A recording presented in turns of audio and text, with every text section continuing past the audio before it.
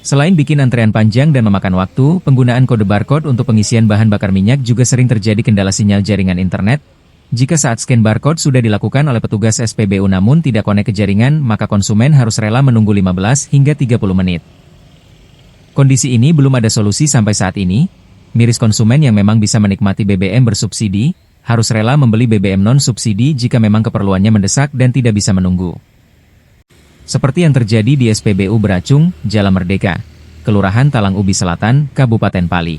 Sinyal kalau ini kan sistemnya online, ya. Itu tergantung dari sinyalnya. Kalau sinyalnya bagus, dia tidak kayak itu. Kalau sinyalnya galak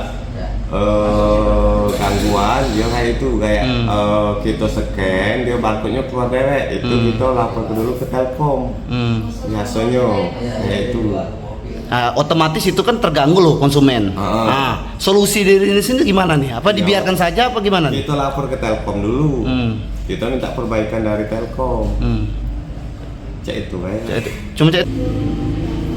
Terus yang lain tuh tadi kan bisa. Terus cuma satu mobil yang nggak bisa terima. Iya, sering kayak itu ya. Itu bukan kita buat-buat. Memang dia dari sistemnya cek itu, dari aplikasinya cek itu. Itu juga tidak kalah kak, ngelambat uang, antrian panjang, itu bisa temuan kami. Memang yo kendalanya dari sinyal.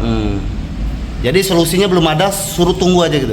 Iya suruh tunggu. Itu dulu. udah pasti 15 menit tunggu. Iya 15 menit kak. Dia soalnya kalau sudah scan itu dia kalau kita scan ulang, dia keterangan transaksi di situ.